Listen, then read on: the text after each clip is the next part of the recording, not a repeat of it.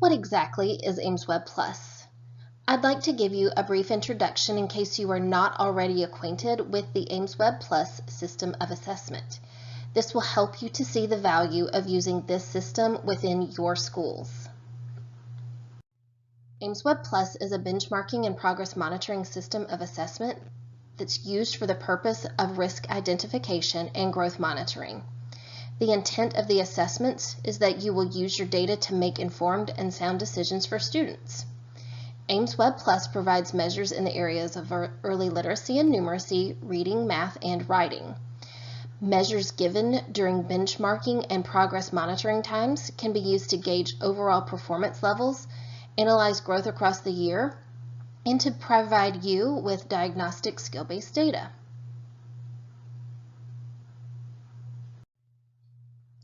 Assessments and data provided within aimswebPlus continue to be essential components within MTSS and RTI models. These models each consider the types of assessment data that we have been covering. An RTI or MTSS model includes the following components, and aimsweb can support each of these: inside of screening, progress monitoring, database decision making, multi-level prevention systems, multi-level partnering systems.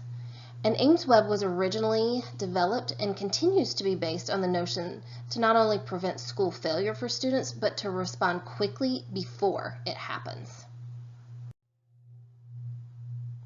Benchmarking is typically administered to all students.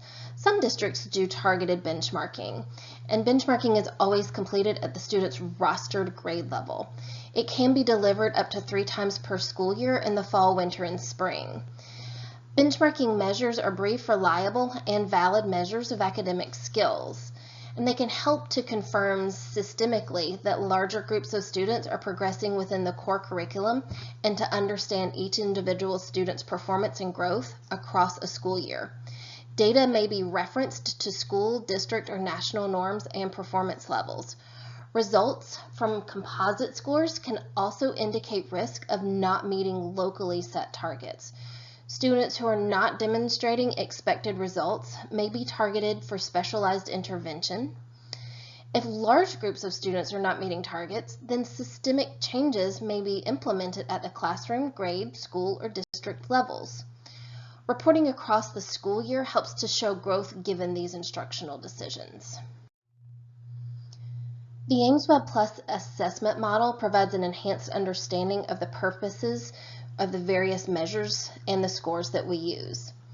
We use curriculum-based measures, or CBMs, that are brief and efficient, but they're also reliable, valid, and sensitive to growth.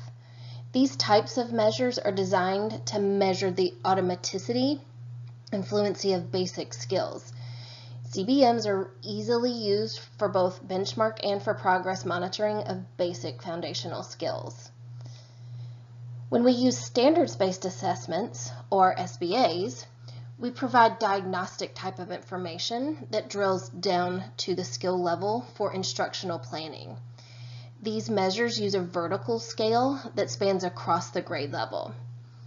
You can use these measures that are based off standards for each grade level. The data is used to develop a composite score. The purpose of this composite score is to evaluate the overall risk within an academic area, and you can notate that at the group or individual levels. Composites then help us to determine at the broadest and most accurate level to determine if a student is at risk in reading or math performance. Progress monitoring is another method of assessment that uses brief, reliable, and valid general outcome measures. Monitoring data shows how your students are responding to individualized intervention and closing the gap between where they are performing and where they should be performing. You will set individualized goals with measures that fit the academic need of each student. You may choose off-level measures that are more closely related to the area of instruction and an intervention that each student is receiving. Student data is collected frequently and analyzed in an ongoing basis throughout the intervention period. You can then adapt interventions or schedules throughout the process to best meet students' needs. CBMs are a quick and easy measure to have a high degree of validity and reliability. They're sensitive to growth over a short increment of time, and CBMs may not tell you everything about a student's learning, but they will tell you how well a student is learning as they are learning in a timely manner. Note that while CBMs have curriculum within the name for curriculum-based measures, they're really curriculum independent. The name CBM comes from the early development of this assessment practice. As previously noted, we have measures in early literacy, early numeracy, reading, and math. Here you'll find the early literacy and reading measures. Here you will see those measures in our assessment matrix. The assessment matrix will help practitioners around the timing, the purpose, and administration for the measures that will best suit your students. You'll note on this page that the administration methods begin to differ, and we'll discuss this a little bit later. You can see the measures we use for early numeracy and math. And you'll note how early numeracy and math measures are administered for the purpose and for the timing of each measure inside of the assessment matrix. These are the early numeracy and math measures that can be delivered in Spanish. The Spanish versions have been trans-adapted and use the same math measures, items, and norms as do the English versions.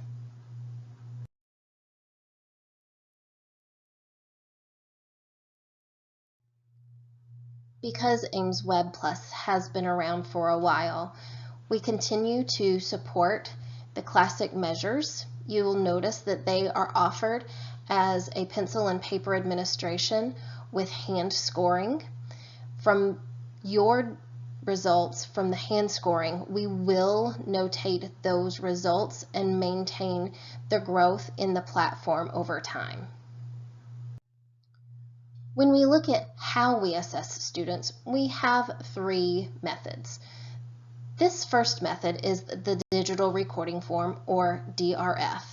They're launched through your aimswebPlus account and are used by you, the examiner, to properly administer and score a measure in a standardized measure. For most measures, you will provide the student a reusable printed test form to view.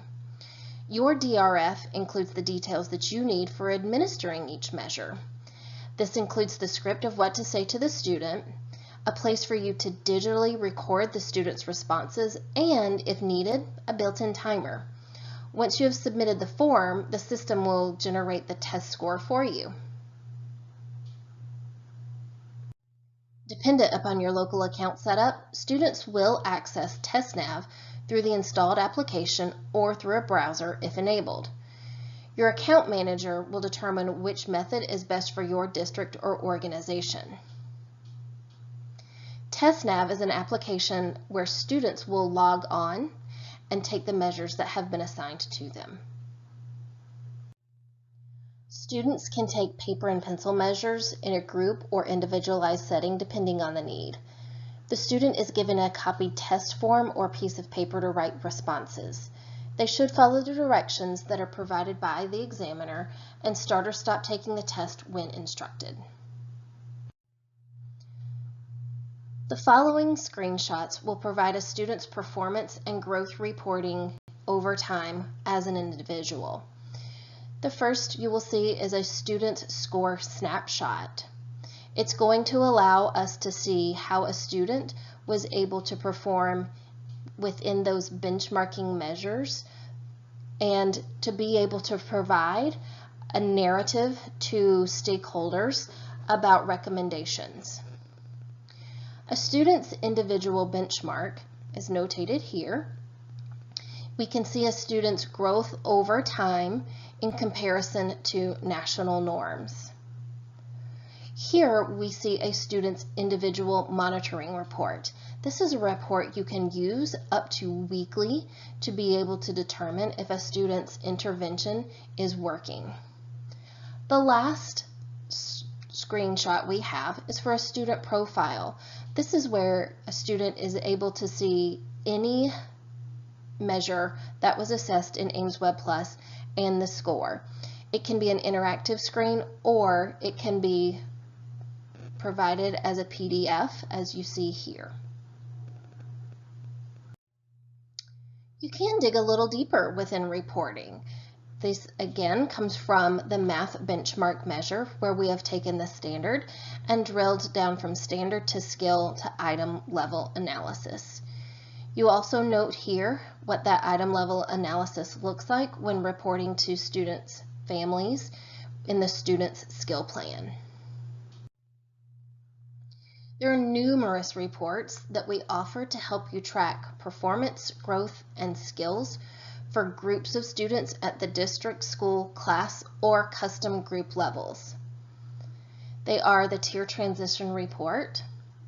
They are the Scores and Skills Plan, Benchmark Group Distribution Report, the Rate of Improvement Growth Norms, the Shaywitz Risk Report, the Student Details inside of Tier Transition. You can see the Early Literacy and Shaywitz Group Performance, so a student's measures inside of AimsWeb and how their performance in AimsWeb can contribute to at risk or not at risk inside of dyslexia. And lastly, you'll see the Math Skills Analysis Report.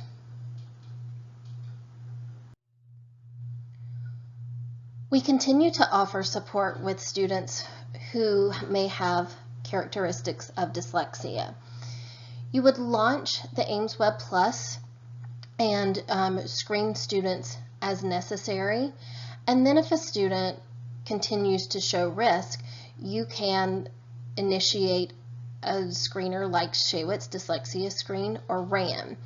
And these are a powerful way to be able to early identify students who are at risk for dyslexia. It is a comprehensive screening through a combination of performance and teacher-rated based measures. These measures are norm-based, and they do indicate a risk analysis.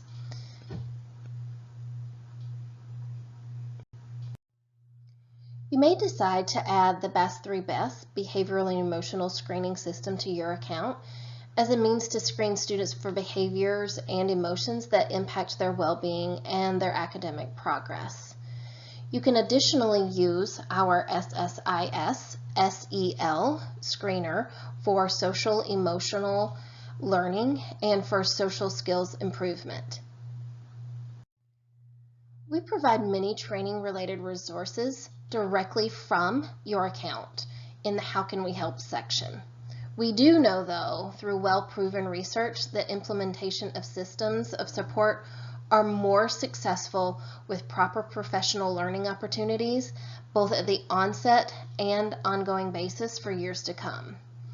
So whether you are training the end user or wanting to use a train the trainer model, please take a look at what we have to offer you, and so that you can help make decisions to support those who are going to assess over time.